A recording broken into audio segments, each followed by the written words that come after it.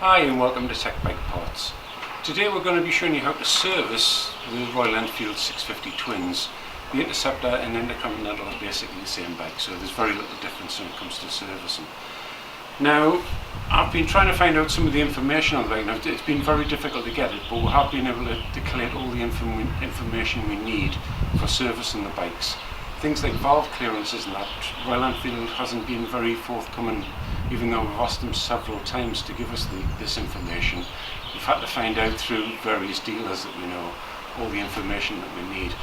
Now, a lot of the stuff and the information you need is in your little owner's handbook that comes with the bike, but there is some things in here that are not in the book that you actually need to do when you service the bike yourself. Now, Royal Enfield obviously wants you to go to them for servicing, which is not strictly necessary on a bike like this because it's so simple. A lot of people would like to service the bike. I had a guy last week up in Scotland. He was over 100 miles away from his nearest dealer, so he wanted to service it himself. So we're going to go through today and show you how to do everything. I haven't done it before, so I'm fairly new to it as well. But I can't see anything on the bike that's going to be that much of a shock for us to overcome. So as we go through, we'll be learning as well as you do. So let's get on with it. And first of all, we're going to need to take the tank off so we can take the valve cover off to have a look at the tappet settings. So we'll take the seat and the tank off, and then we'll go from there. I am going to be putting all the relevant data for these bikes that we have at the end on quite long screenshots, so you can print them out if you want. So think all the things like all the important torque wrench settings for the bike, the valve clearances, things like that, so you've got them for reference, because like I said, there's no service manual for this bike at the moment.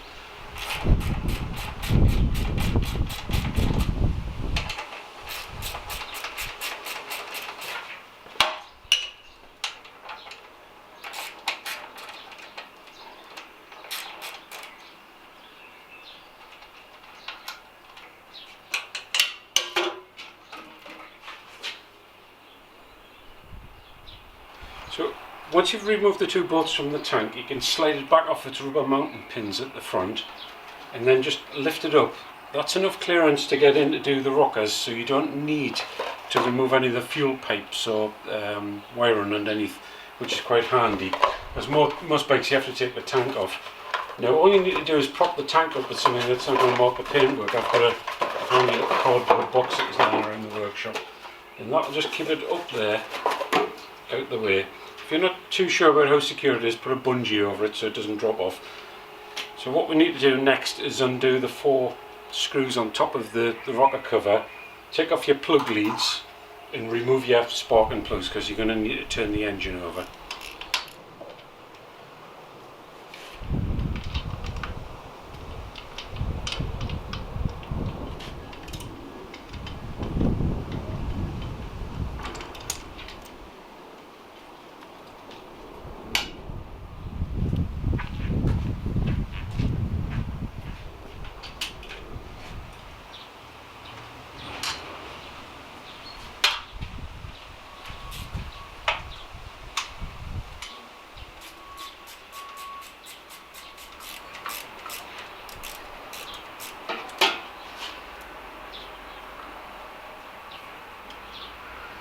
So if you pull the gasket off the bottom of the rocker cover, you can push it against the rubber pipe and push it halfway off. You don't need it all the way off, just get it to about there.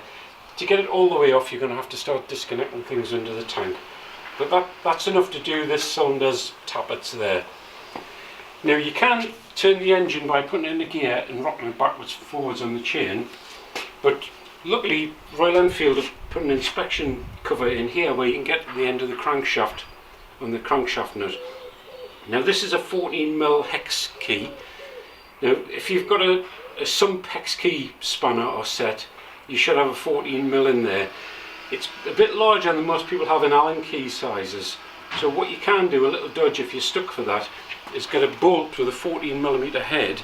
Now if you get a long one, you can just put it in the vise and bend it, or you can do what I've done there, just weld it to another bar or bolt, and it's fairly straightforward. You can just unscrew it like that. So you need a 17mm socket to get on the end of the crankshaft. This is the easiest way to turn the engine. And rotate the engine over so the camshaft's on the base circle, so it's on the opposite side of the lobe.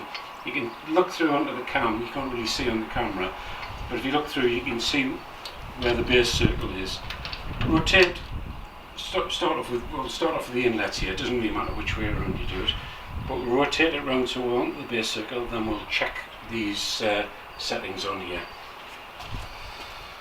Right, your tappet settings for inlet is 0.08mm. Now if you're using Imperial, that is 3 thou, and if on your exhaust is 0.18mm, which in old money Imperial is 7 thou. So we're going to check the inlet first of all.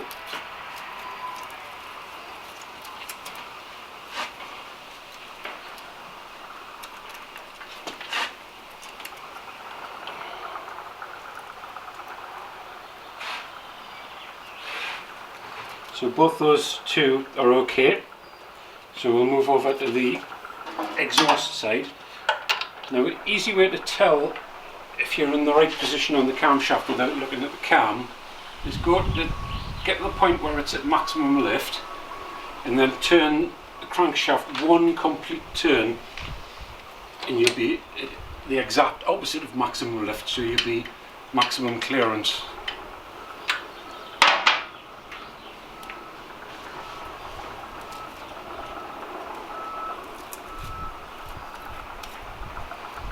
Say we're 0.18 or 7 thou for the exhausts. We've got this little pivoting cup that fits on top of the, again that's spot on there. Now I have been told that Royal Enfield in the UK are actually checking these before they send the bikes out, but even so it does say in the handbook that this must be checked at first service and every other service. But it certainly does look like on this bike that they have actually checked it, because those are spot on.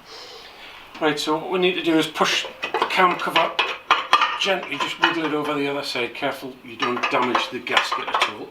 And again, just push it up so you've got clearance like that to get in there. So now we're at maximum lift on the inlet there. So you turn it one complete turn, and then you can check your clearance on inlet, which is 3 thou.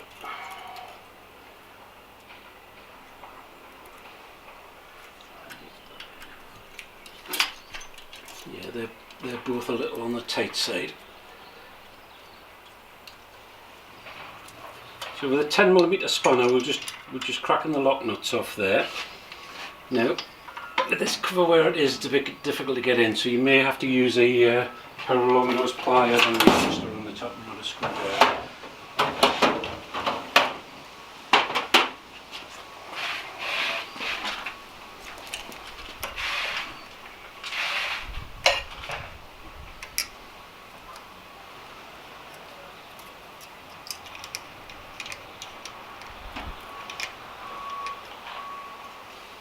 They weren't very far out, they were just out.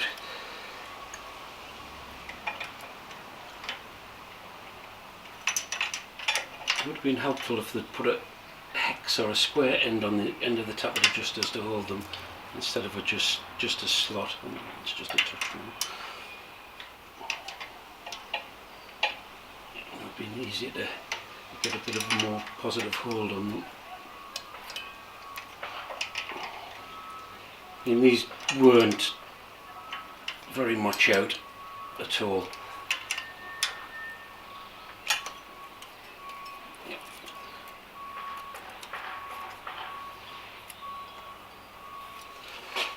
So that's the inlet ones adjusted. We'll go around and check the exhaust ones now.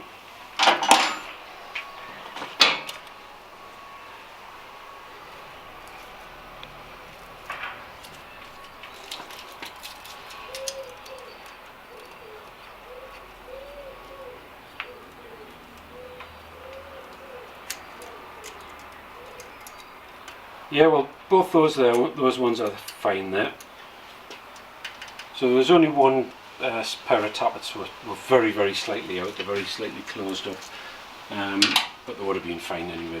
They were literally half a thou out. But like I say, Royal Enfield said to check this, and we've checked it just to make sure it's all part of the service. You know, I certainly think that these will need checking again at the next major service, but it's a fairly easy job to do. So what we need to do now is push the cover back over, make sure this seal's inserted correctly into the cover, and we'll just tighten that back down again. So we'll do that now.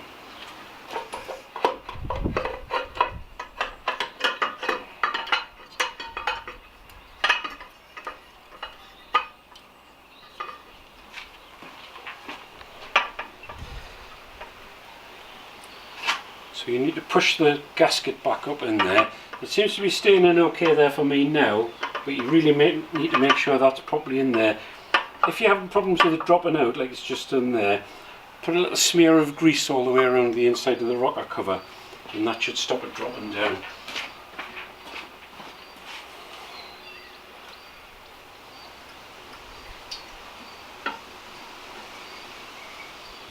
So after trying a few times to put the seal in without grease, I was sick of it dropping out, so I've used some quite heavy grease on it there just to hold it all in place while to push it into the rocker cover so you can drop it down. Because what you don't want is it coming up being partially in and getting jammed. So have a good look along the edges before you tighten anything down. Just make sure it's all seated correctly all the way around. And then you can pop your bolts back in. Now check when you put these back in, check your little seals, make sure there's no signs of damage on them. And these all look okay with being a new bike, but maybe at next service it would be worth buying a set of these seals, and maybe a rocker cover seal, just in case there's any damage on them when you come to put them back in. I can't imagine they'll be too expensive. Okay, so we've got the rocker cover tightened on there now, so we need to put the spark plugs back in. Now obviously this is a good time to check them, make sure they've been running okay. Have a good look, make sure there's no metal deposits or anything on them. But the tips should be, on a modern bike like this Euro 4, they run virtually white. On a normal engine you would say that was too lean, but that's normal for Euro 4. Check the gaps. With this mileage it's just a check, you don't replace the plugs. Some service intervals you will need to replace the plugs, but it's between 0.7 and 0.8 millimeters, which is 30,000 old money for people in America or Australia. So we just pop those back in and torque them up. Interesting point, when I took the spark plugs out, they were both finger tight. So I don't know whether they've been out when they did the tappets, which I suspect they will have done, and they haven't torqued them back out, they've just nipped them up. But one of them was actually slack. So just make sure you tighten those back up again properly when you put them back in.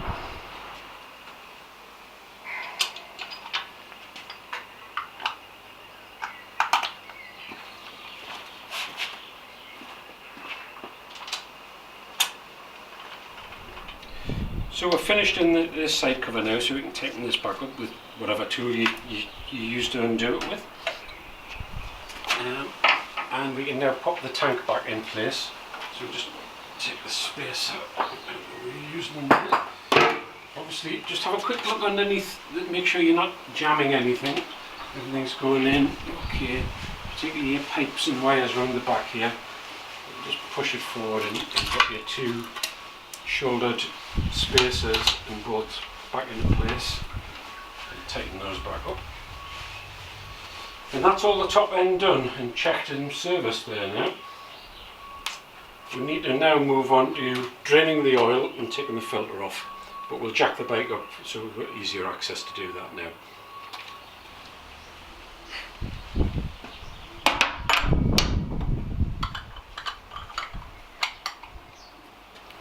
So next we need to remove the spin-on filter. Now you can use which I normally do, the proper size filter head for it. Now what I was finding with this is even though that it was starting to damage the filter head because it was so tight. So I've just cracked this one off, but what I had to do was use a strap wrench on it because it was ridiculously tight. So you can see that I've cracked it off there now. But I had to put a lot of force on to get that off, and the proper tool was just going to chew it up.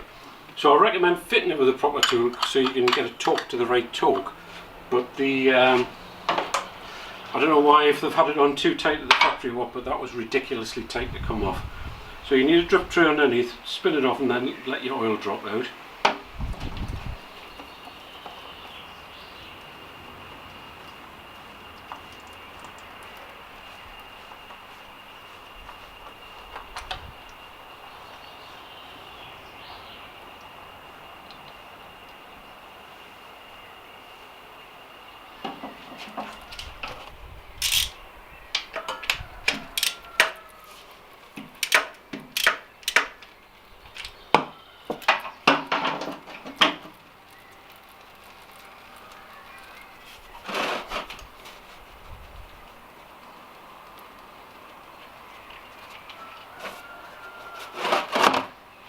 So if you just take your sump plug out and let both those drain off there now at first, give it a few minutes. You might notice that the sump plug's got a magnet on it, so you can actually see if there's any nasties in there. You'll always get a little bit of metallic residue on, but that's not bad at all. Now what you need to do, what is good practice, is always replace this sealing washer on here. They're either aluminium or copper. This one looks like it's an aluminium one, but yeah, I've got these in stock, but normally it's best when you buy your filter and your oil to get one of those. Your filter, we're using a genuine Royal Enfield filter. These obviously you can buy these from the dealers. You can get them online, there's quite a few people selling them as well. Now before you fit it, you just put a fine smear of oil around this and it just helps it to seat better. Actually I'll put that back on there now because that's finished draining.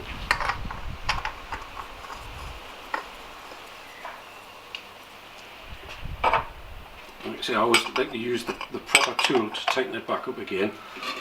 Now you can buy these tools, you can buy a full set of these on eBay for about £14, and they're handy if they come with all the assorted sizes, and they're handy even if you're just servicing your car or something like that.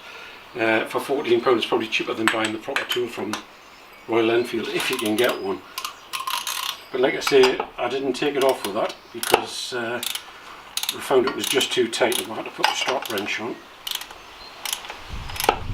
So I'll just nip that up and then we'll get the torque wrench and tighten it up. I think it's 20 Newton meters, but I will confirm that at the end.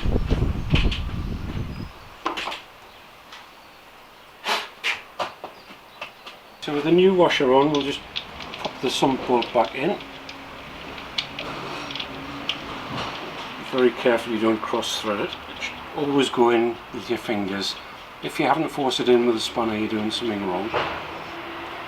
So again, we'll just torque that back up again.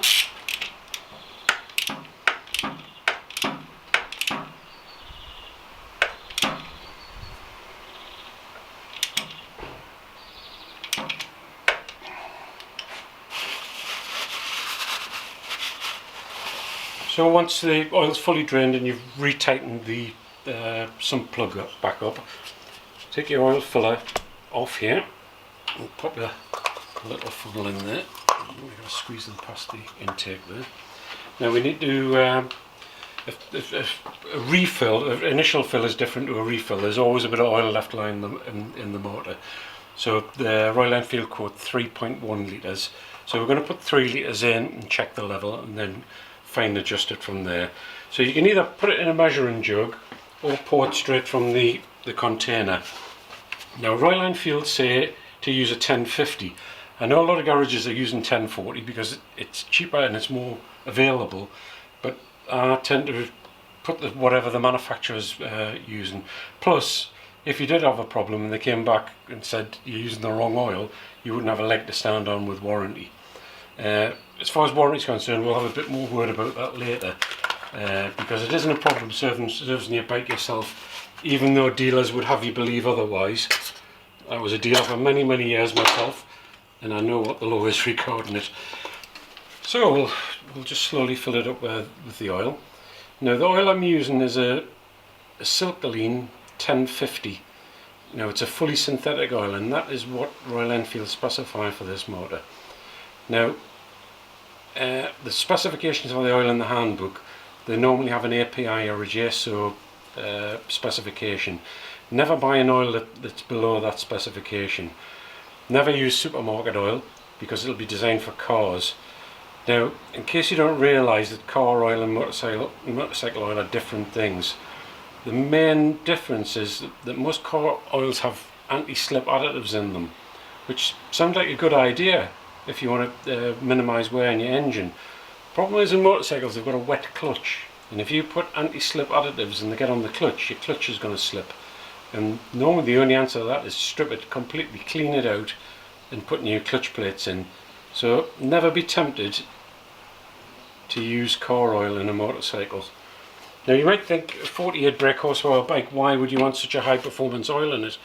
It's really because the engine's oil cooled, so it does have a hard life, the oil. And this is why they have quite regular oil change intervals on it, because the oil does get hammered. And this is why you would never ever use a cheap oil in this engine. So if you keep an eye on your little window glass here, and just keep topping it up in small amounts until it appears on the window glass. So we just keep topping the oil up there, just a little at a time, until we're just below the high mark on it.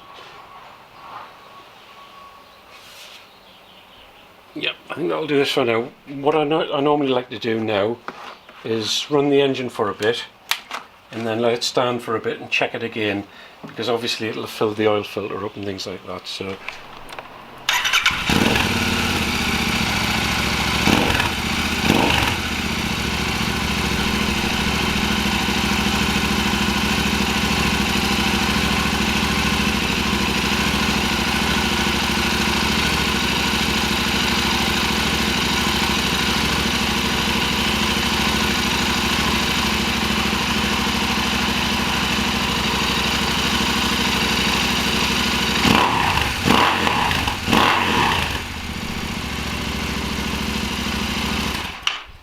right, we need to check the brake fluid levels on the bike. We also need to check for leaks. It's always good to put loads of pressure on the pedal or on the lever, and just put your finger round everywhere. It's probably a lot more pressure than you would normally use for braking, but if you have got a leak, you normally get a telltale amount coming out somewhere, and that system is all fine. But you need to be obviously up on the maximum mark. If you're getting towards the minimum mark, top it up. Now, because this is an ABS system, you must use .4 braking fluid. Never use anything else like a .3 or a .5, because it's not suitable and it doesn't mix. So you only ever use proper .4 from a sealed container. So on your front brake fluid reservoir, you've got a little window here. Not very clear to see, and you may, if you want to, just take your top off and have a physical look inside. On later services that's not a bad thing, because every couple of years you need to be changing the full brake fluid on the system anyway. Again, always .4 front and rear, because it's ABS. And if there's any indication of problems with the brake fluid, it normally discolours the fluid.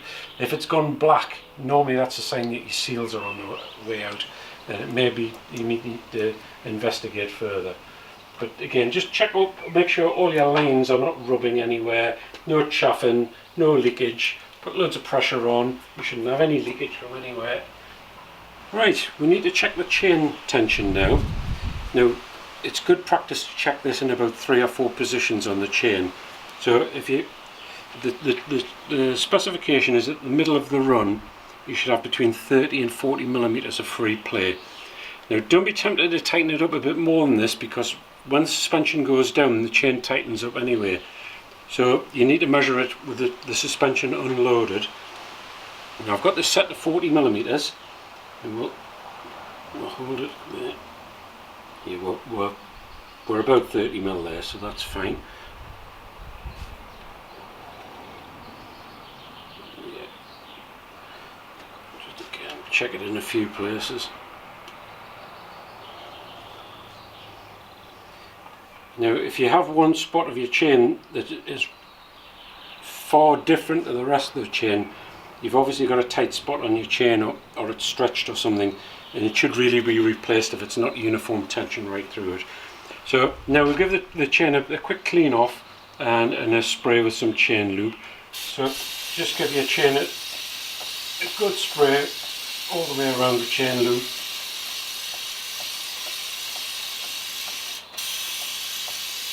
So you should be doing that about once a week, more in wet or dirty conditions. Now if you do need to adjust your chain, you need to undo your wheel spindle at the back here. You need to loosen this big nut here. A few turns normally does it. Loosen your lock nuts off here, and then if you tighten these evenly, one flat at a time, and keep checking your chain, it's best to do it that way, and that way you make sure you pull the wheel back evenly. Because yeah, you have got markings inside here. If you can, I don't know if you can see them there. There is actual markings, which are a good guide to where the wheel is. And what I would suggest is put some copper slip on these adjusters so they don't corrode. Also, while you're here, you can actually see what your wear is like on your rear pads there. Again, this is first service, so it's just a visual inspection. But a lot of the time you'll take this off and make sure everything's free inside here, and you don't have excessive wear on the pads. But those pads look virtually brand new. But the bike's been running, it hasn't been ridden fast, so it's like I said, they're virtually brand new, the pads. You can do the same with the front brake. Again, if you look from the top, okay, this is just a first service again, so it's really just a visual inspection. But again, you can see how much wear you've got left on your pads. Once these are starting to get a bit low, you obviously need to have a look. But normally on a full service, we would take the caliper off and check all the pistons are clean inside, and make sure that the slide pins are all greased up properly. But first service, again, it's just a visual inspection. Forks, again, visual inspection. You just need to make sure there's no damage on there, no pits or marks, no oil leaks. Check your tension on all your clamp bolts and on your steering spindle, and check, once we get it out of the ramp, we'll check the play on the wheel bearings. Again, these are all precautions on a first service. Now, something a lot of people might not have had bikes with spoke wheels before. Now, you need to check these at service, so it's a matter of just going around and checking to make sure that you've got tension on them. Now, a handy little tool for that is a spoke spanner. A proper little spoke spanner that you can buy. Now, if you get a very flat, dull sound off a spoke, it's loose, but generally you need to just go around and check to make sure everyone's tight. Don't go wild tightening them up, because you'll throw the wheel out of alignment. And what you need to do basically is just spin the wheel and just make sure that it's not running off or up and down. But basically just go, that's what we normally do, is just check to make sure you've got tension on them. And if you get a very dull thud, you know that spokes. They're all okay.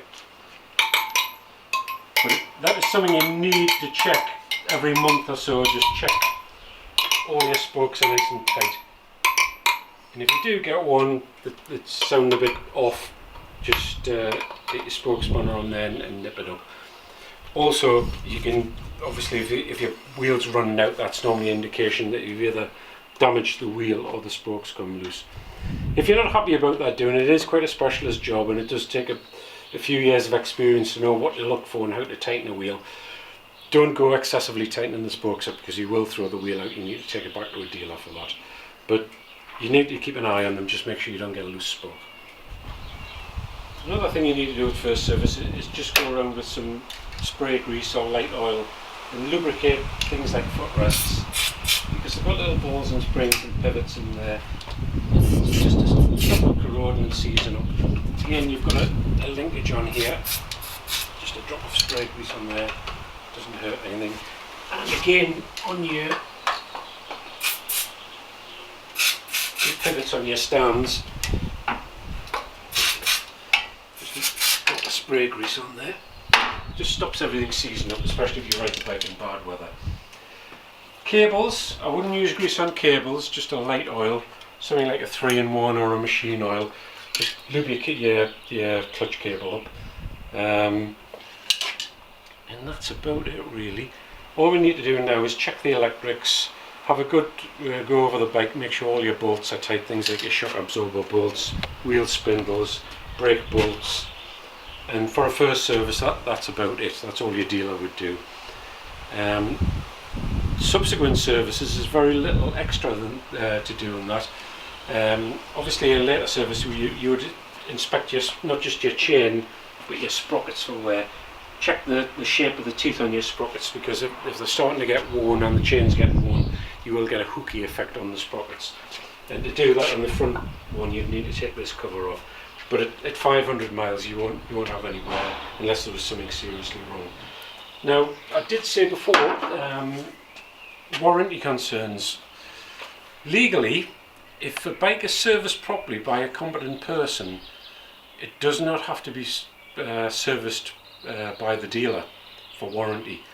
Unless they can prove that something you've done by your maintenance has caused the problem, it is not invalidating your warranty to service it yourself. What I would do, mind, is make sure you only use genuine filters or brake pads or anything like that, and always use the specified oil, and keep receipts for those items as well. And it wouldn't hurt if you have a little folder and clip it in with your service book, and just write in your service book the mileage and what was fitted and what was done. But if there was a subsequent problem, you could always go back and say, look, these were the proper parts, we bought them from Royal Enfield, we've used the proper specification oil, and everything was done by a competent person. If you do that, they cannot legally say it is not entitled to a repair under warranty if something goes wrong. They would have you believe otherwise, but that's the state of the law and under consumer law. Okay, thanks for watching. Like I say, if you've got any questions, fire me an email, and all the details will be on the screen now.